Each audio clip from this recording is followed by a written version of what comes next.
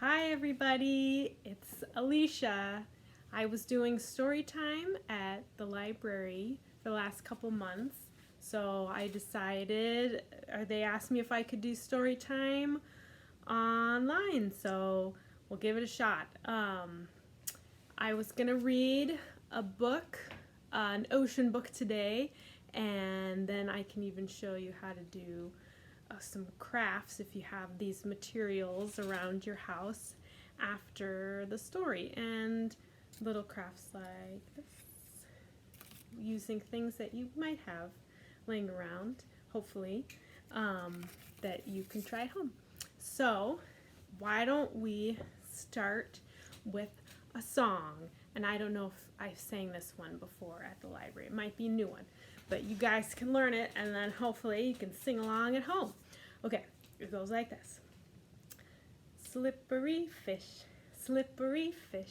swimming through the water. Slippery fish, chomp, chomp. Oh no! He was eaten by an octopus, swimming in the water. An octopus, chomp, chomp. Oh no! He was eaten by a great white shark, swimming in the water. A great white shark, chomp, chomp. Oh no! She was eaten by a humongous whale, swimming in the water.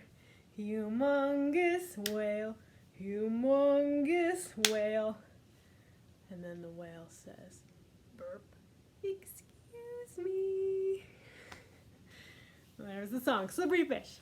Okay, all right, so the book I was going to read today is called The Snail and the Whale by Julia Donaldson, illustrated by Axel Scheffler. This is not a library book, but they have this book at the library. Next time you go in, they might have it online too, I don't know. It's a good one. Okay.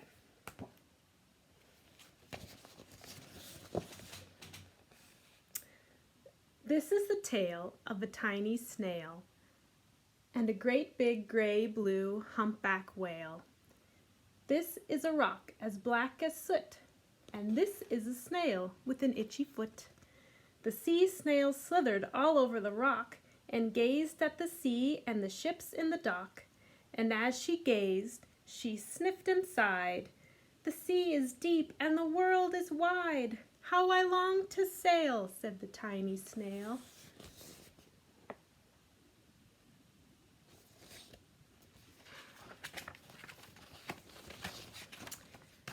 These are the other snails in the flock, who all stuck tight to the smooth black rock, and said to the snail with the itchy foot, "Be quiet, don't wiggle, sit still, stay put."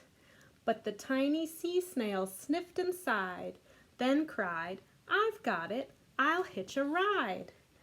This is the trail of the tiny snail, a silvery trail that looped and curled and said, "Ride wanted around the world."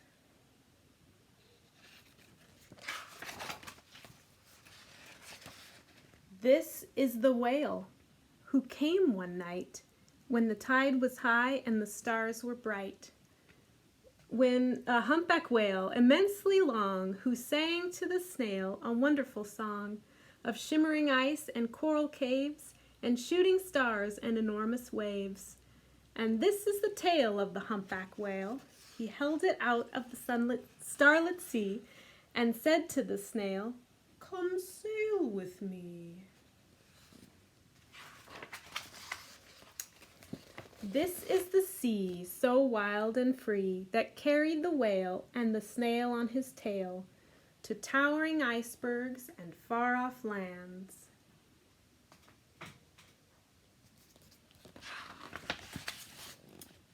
With fiery mountains and golden sands.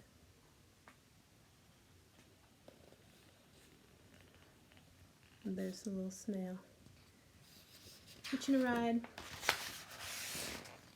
These are the waves that arched and crashed, that foamed and frolicked and sprayed and splashed the tiny snail on the tail of the whale. These are the caves beneath the waves, where colorful fish with feathery fins and sharks with hideous toothy grins swam past the whale and the snail on his tail.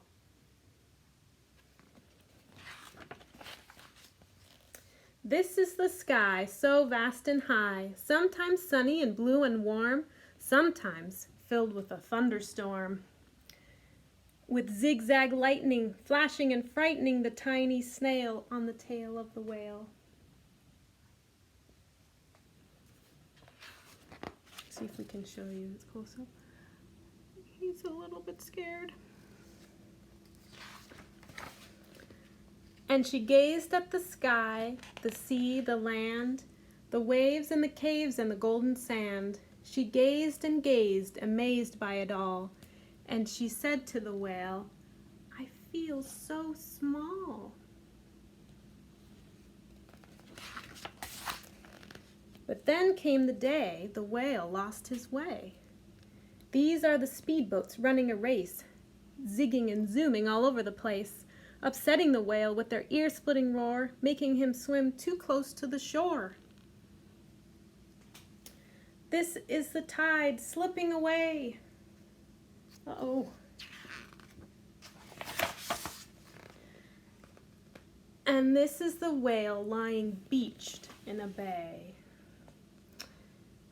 "Quick, off the sand, back to sea," cried the snail.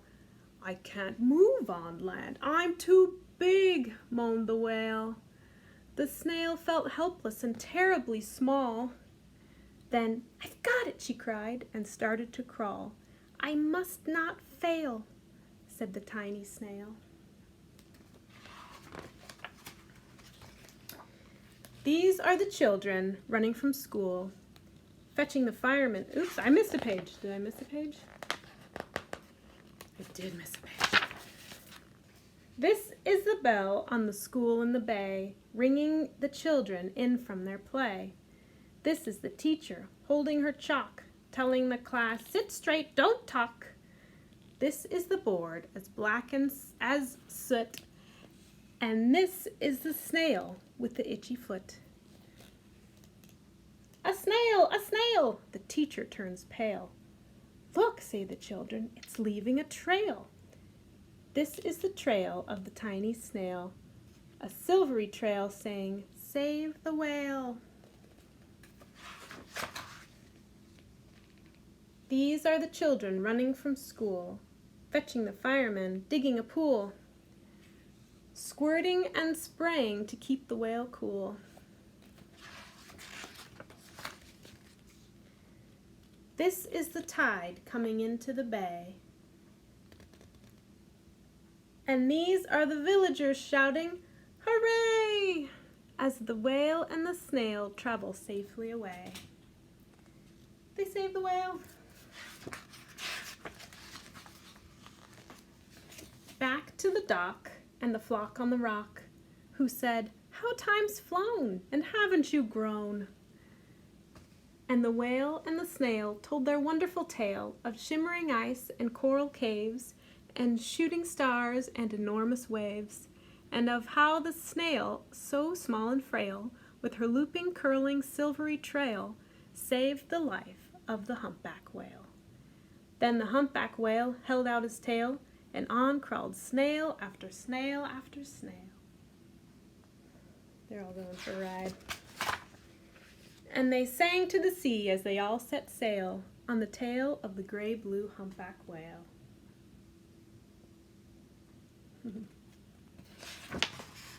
The end. I like that story. Okay, now here is an ocean craft you can do. It's an octopus or jellyfish or whatever you want to call it. But there's 3 different options. This is toilet paper roll octopus. Here's a egg carton octopus. and a, what do you call it, fruit cup jellyfish. If I can show that a little better. So, it requires you to have something at home. I know there's a lot of you are trying to stay home and not go to the store, so if you don't have to run out and grab this stuff, it's good if you, I know, hopefully everybody has some of these. I hope. I hope everyone gets enough of these, all that they need. So, if you have a toilet paper roll, you could do this one pretty easy. All you do is you just cut however many little cuts you want.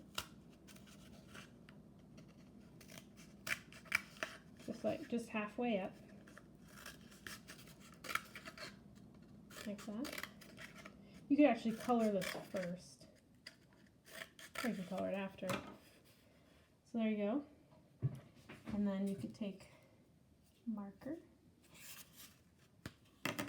Or you can use paint. Whatever you want to color it. You just color it in. Color it all around. And then when you're done, and then I used a black marker to make little eyes and little dots. And you can kind of fold out the little legs when you're done. Like that. Or you could use, I don't know if I can pick these up. If you have googly eyes, you can glue those on. So that's one. Another one is just cut out a little part of an egg carton. And then you can color that or paint it, draw a little face, and then these little legs, or tentacles, I just take a little scrap paper, just cut strips.